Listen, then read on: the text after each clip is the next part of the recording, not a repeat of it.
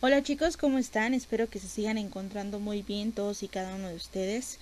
Y bueno, pues hay que continuar con estas clases. Los últimos días tuve algunos problemas técnicos para poder guardar este video, así que me atrasé un poquito en cuanto a tiempo. Pero al final de cuentas aquí está el tema. Tuve también que modificar un poquito el contenido y la dinámica. Entonces ese tema espero que sea un poquito corto. Y pues junto con la actividad y la tarea que se va a dejar, pues poder complementarla. Cabe mencionar chicos que durante las vacaciones voy a subir algunos videos, algunos textos para que ustedes los puedan checar. No tienen ningún valor curricular, tampoco tienen que hacer tareas ni trabajos, solamente los pueden revisar. Obviamente yo me voy a dar cuenta quién lo revisó y quién no. Al final de cuentas van a ser temas relacionados a estos temas y que obviamente por cuestiones a lo mejor de temarios o de tiempos no se van a poder ver durante la clase. Entonces pues sí, son como temas anexos a estos, pero al final de cuentas van relacionados unos con otros. Y bueno, entonces vamos a empezar con este video que es dependencia a otras drogas. Ahorita básicamente es algo muy resumido, son algunos términos, la diferencia entre uno y otro término y algo de epidemiología y de alguno que otro tema en cuanto a ese tipo de drogas. Y bueno, pues vamos a comenzar chicos. Ok, entonces hablando epidemiológicamente vamos a poder ver que en diferentes estudios que se han hecho en todo este tiempo, pues hay ciertas edades en las que se consume más este tipo de drogas, hay más drogas que se consumen que otras y el sexo también es diferente el consumo de un hombre a una mujer. Entonces, en esa imagen que ustedes ven ahí es una gráfica que la tomé de la encuesta nacional del consumo de drogas, alcohol y tabaco. La última que yo pude revisar y que pude encontrar fue la de 2016-2017. Yo sé que van muchos años, pero al final de cuentas, de hecho, todavía falta en este año es cuando la hacen. Entonces vamos a poder observar en esa encuesta que ustedes la pueden buscar. Ahí mencionaban que el rango de edad en el que se hizo ese estudio fue de 12 a 65 años y que esta edad era la que más presentaba y más prevalecía en cuanto al consumo. En otros estudios pues lo manejan de 15 a 64 años, que es la edad comprendida para el consumo de esta droga, de este tipo de drogas. Y bueno, vamos también a observar que en algunos estudios mencionan que el alcohol es la principal droga de consumo a nivel mundial, le continúa lo que es el tabaco y de ahí le sigue lo que son las drogas ilegales, como por ejemplo la marihuana. La marihuana es una droga que es más fácil que la consuman o que la adquieran en cuanto a costo, en cuanto a facilidad de obtenerla. Entonces es más común que consuman marihuana que consuman otra como la heroína, opiáceos, inhalantes y volátiles, pero a final de cuentas sí existen personas que la consuman. Y hay personas que consumen todo a la vez, alcohol, fuman, consumen marihuana, de repente se meten heroína. Entonces hay personas que consumen diversos tipos de drogas en una sola vez o en su vida han probado diversas drogas. En la gráfica que ven aquí vamos a poder observar dos grupos, uno de los que lo han probado alguna vez y otros que lo han probado la última vez. También los colorcitos nos identifican por años, entonces este lo han hecho en el 2002, 2008, 2011, 2016. Entonces vamos a poder ver que esas franjitas rojitas son las del último año, que es del 2016, donde se hizo esa encuesta. Esta ¿cómo se llama? Esta gráfica se hizo en una población de 12 a 17 años, que es como la más vulnerable hoy en día. Entonces, vamos a poder observar que la mayoría de las franjitas rojas subieron muchísimo, o sea, ascendieron tanto en cuanto a porcentaje. Y bueno, obviamente en 4 de los rubros que se hicieron, que es cualquier droga, marihuana, cocaína, inhalables, entonces en todas subió un porcentaje considerable. Entonces sí es imagínense, si eso fue en el 2016, ahorita en el 2020 si hacen una, pues estaría yo creo que más alta. Y bueno, obviamente en ese estudio también sacaron varias circunstancias. También mencionaron que el 0.6% representa lo que es la posible dependencia del consumo de drogas en ese último año. También mencionaban que había personas que en cuanto a sexo los hombres son los que mayormente consumen drogas que las mujeres. También mencionaban que el inicio del consumo de la droga era alrededor de los 17 años. Sinceramente yo siento que es más corta la edad hoy en día. Ya como les mencionaba en el video anterior, ya hay niños que toman alcohol. Entonces yo creo que esa edad de inicio de consumo de drogas ha disminuido. Y también mencionaban que la población en cuanto a nivel escolar era más vulnerable, y obviamente a niveles, por ejemplo, de secundaria y preparatoria se está viendo aún más el consumo de este tipo de drogas. Y si no es el consumo, es la venta de este. Entonces se ha visto un poquito más en esa población, y al final de cuentas pues es una población vulnerable, ¿no? Entonces habrá que ver la siguiente encuesta para ver cómo varían esos resultados y pues compararlos con estos del 2016. Ok, entonces vamos a empezar a definir algunos términos que habían quedado como en el aire para poder pues ver la diferencia entre uno y otro. Y bueno, pues empezamos con el primero, que es droga. Vamos a ver que el uso de psicoactivos con fines terapéuticos, recreativos y sacramentales es tan antiguo como la propia humanidad. A lo largo de casi todo el siglo XX, el uso de las sustancias psicoactivas con fines no médicos ha dado lugar a varias crisis sociales y sanitarias de distinta intensidad. Pero el problema principal era en la que no podían valorar el fenómeno de droga, porque este era muy enorme. Entonces, según la Organización Mundial de la Salud, define droga como toda sustancia que, introducida en un organismo vivo, puede modificar una o varias de sus funciones. Esta definición es poco útil e inexacta, ya que englobaba fármacos de prescripción, sustancias psicoactivas, muchas plantas, sustancias químicas o tóxicos para el organismo. Entonces, pues tenían como que diferenciar entre droga y otro término de droga. Y bueno, el uso de drogas en contraposición al abuso es aquel patrón de consumo en el que no se producen consecuencias negativas para la salud y no aparecen problemas ni individuales ni de dependencia.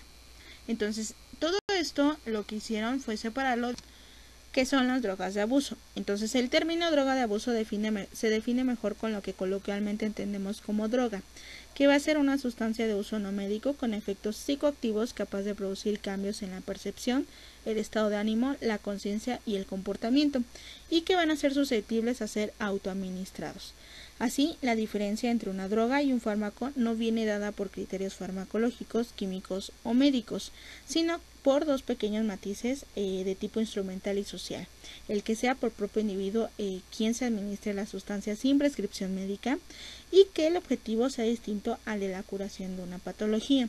De hecho, hay sustancias que pueden ser consideradas drogas o fármacos según el contexto, como por ejemplo los esteroides tienden a ser principios farmacológicos de prescripción, pero si son utilizadas por ejemplo en gimnasios para lo que es mejorar el rendimiento físico, entonces aquí se consideran como drogas. Y bueno, obviamente hay diferentes tipos de clasificaciones en cuanto a las drogas. Hace rato les mencionaba una que era ilegal y legal.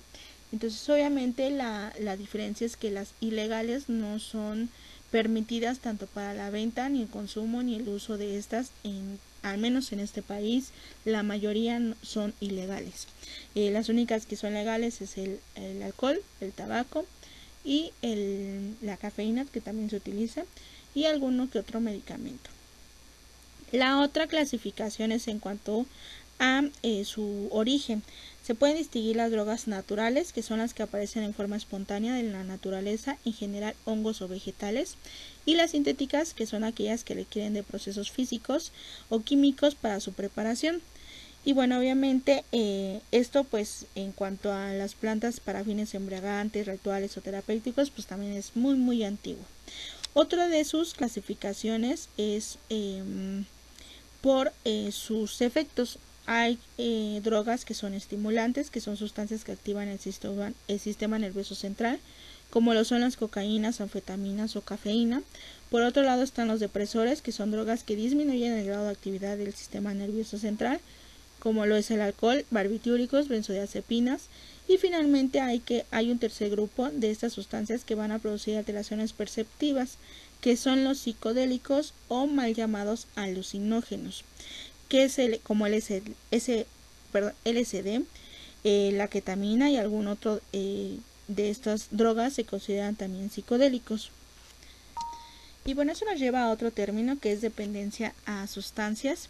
Vamos a ver que una de las características más importantes de algunas drogas de abuso es su capacidad para producir problemas de dependencia, hábitos, adicción, drogadodependencia, drogadicción, que son obviamente términos coloquiales utilizados para referir este tipo de problemas, y para eso hay un manual en donde viene todo este tipo de clasificación, que es el manual DSM-4, y define la dependencia de sustancias como el conjunto de síntomas cognitivos, comportamentales y fisiológicos que indican que un individuo continúa consumiendo una sustancia a pesar de la aparición de problemas significativos relacionados con ella. En el paciente dependiente existe un patrón de autoadministración repetida que a menudo lleva a la tolerancia, signos de abstinencia y a una ingestión compulsiva. Y bueno, pues obviamente hay diferentes criterios que pueden llevarnos al diagnóstico de dependencia de sustancias. Entonces eso también nos hace llevar a otro tipo de definiciones como es la dependencia física y la dependencia psicológica. Y bueno, obviamente la dependencia física o fisiológica se relaciona con el síndrome de abstinencia, mientras que la dependencia psicológica está en relación con el fenómeno de craving. Y eso nos lleva obviamente a otro tipo, que es el síndrome de abstinencia. El síndrome de abstinencia es el conjunto de signos y síntomas que aparecen al cesar bruscamente el consumo de una sustancia y desaparece al volverla a consumir.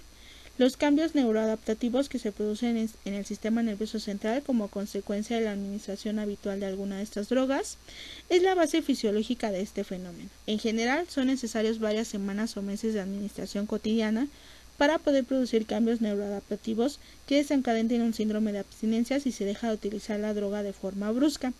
Estos síntomas producen malestar y llevan al individuo a recaer en el consumo para alivianarlos o evitar su aparición.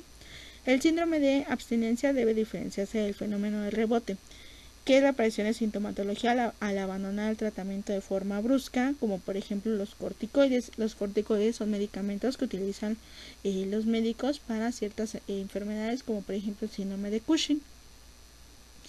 Es el de tolerancia. Este se va a definir como la necesidad de administrar cantidades crecientes de una sustancia para conseguir el efecto deseado. Otra forma de definir este concepto es el efecto obtenido tras la administración de una misma cantidad de sustancia, que disminuye claramente con el consumo continuado. La tolerancia obliga a incrementar la dosis para alcanzar el mismo efecto. En ocasiones puede presentarse un fenómeno contrario al de la tolerancia, que es tolerancia inversa. La respuesta es pequeña a esta dosis es exagerada o desproporcionada, y este fenómeno se ha descrito fundamentalmente con los estimulantes. Como por ejemplo, ¿alguna vez han escuchado hablar del famoso clonazepam?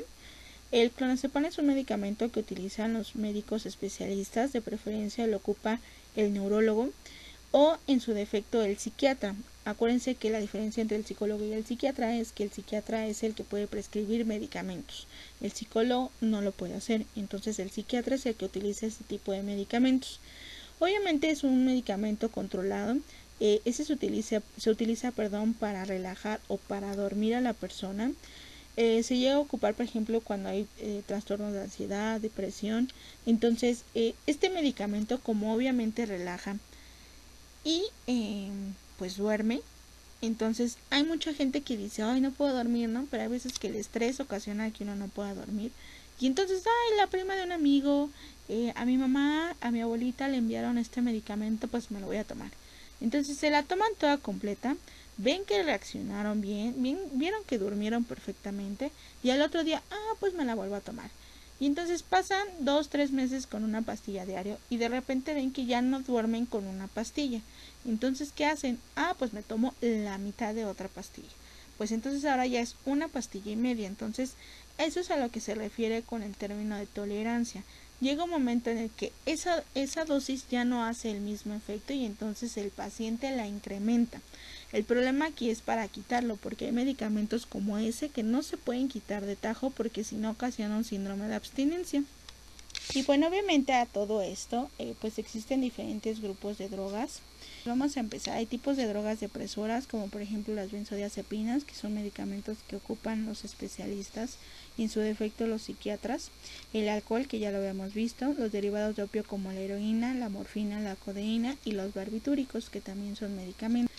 Hay tipos de drogas que son también estimulantes, como las anfetaminas. Aquí entra lo que es el éxtasis, la cocaína, que es el crack, y la cafeína. La cafeína también se utiliza o se consume. Y hay otros tipos de drogas como por ejemplo la marihuana, el tabaco, los alucinógenos como lo que es el LSD. Y bueno, aquí en esta imagen que ustedes pueden observar, pues es un pequeño como diagrama o esquema que casi no se alcanza a ver, pero es donde lo dividen en 4 grupos, como alucinógenos, depresores, antipsicóticos y los estimulantes. Entonces en cada uno vienen todos los tipos de drogas que cumplen con esta función. Y si se fijan, todos llegan a uno mismo, el famoso cannabis o comúnmente llamado marihuana. La marihuana cumple en algún momento con estas 4 funciones. Es un antipsicótico, un estimulante, un alucinógeno y un depresor. Entonces es la única que puede hacer este tipo de efectos. Y bueno, por último vamos a hablar al pequeño tema de lo que son drogas y actividad sexual. Vamos a ver que va a haber pérdida de la sensibilidad y por lo tanto capacidad de respuesta sensorial disminuida, pérdida del apetito sexual, erecciones de corta duración, interrupción de maduración de células reproductivas. Entonces las personas que comúnmente consumen droga cualquiera van a poder presentar este tipo.